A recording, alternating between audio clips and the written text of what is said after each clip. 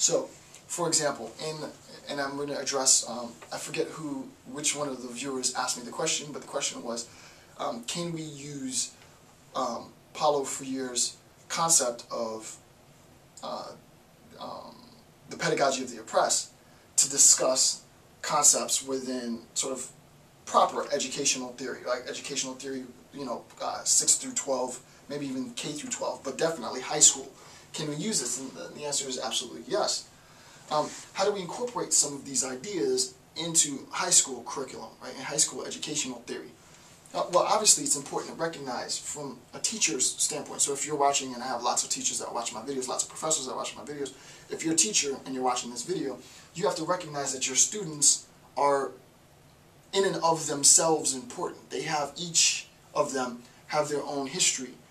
If you're familiar, I'm not going to get into reader response. So for example, if you're an English teacher and you're teaching a particular text, and you notice that one student has a very sort of odd interpretation of the text, that the particular reader might have certain historical or personal background, a particular background that influences how he or she interprets that text, right? So we recognize that in and of themselves, we stop with their interpretation. We don't try and impose an external interpretation on to the student to arrive at some end, right? You can say, well, I see, and I'm not going to get into it because I'm not going to do like a high school spiel here. But the point is that we need to recognize, right? We have to recognize at all times that individuals bring their own life history, bring their own lived experience, life experience to the table. And insofar as they bring that life experience, that lived experience to the table, we need to, as professionals, acknowledge that, the diversity of it, some good, some bad, some positive, some negative, some horrific, some pretty mundane.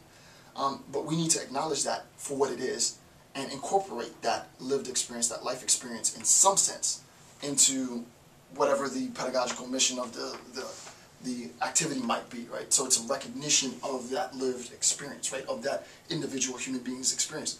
But it's also the case, right, that we're not just going to give this information passively, right? So if we're talking specifically about teachers and students, right, this being the student, here being the teacher, it's not that I have information as a teacher and I'm going to give you that information. I'm going to recognize sort of the framework of your lived experience, right? So this would be your lived experience. This would be your lived experience. I'm going to recognize this lived experience, but I have to recognize that other students have different approaches, different lived experiences, right? Their life experiences will change, and I need to address these life experiences. However, the information that I'm going to give you is not going to be from me, right?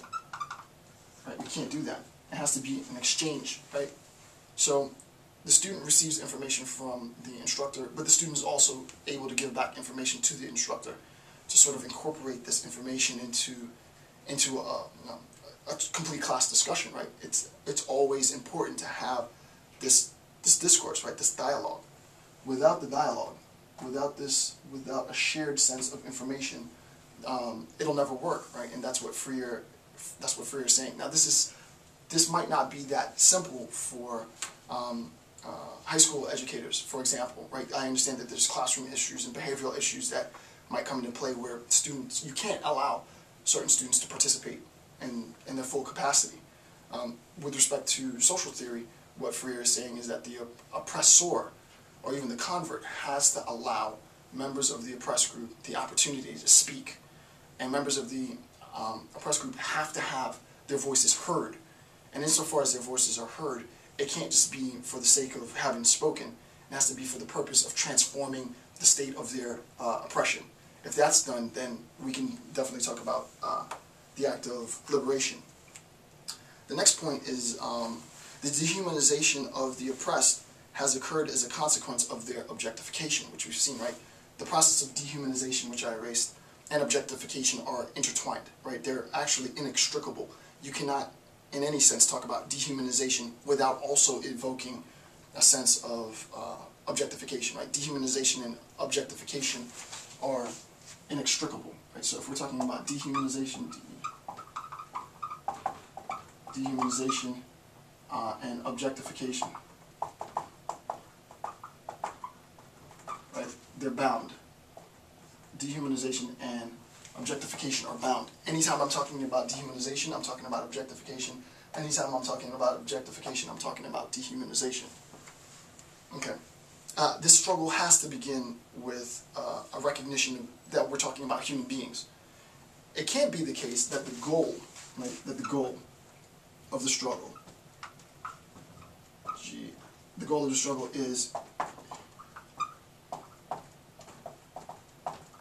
right, the goal of the struggle cannot be humanization. We cannot start from, you would think that we're in a dehumanized state of affair.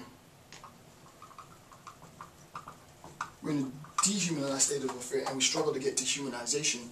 What Freire says properly is that we have to begin this struggle as human beings.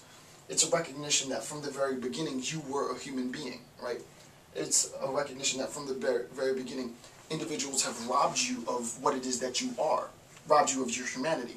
And it is an attempt by members of the oppressed group to reclaim their humanity, right? This whole act of liberation doesn't culminate, properly speaking, in me being a human, because I have always been a human.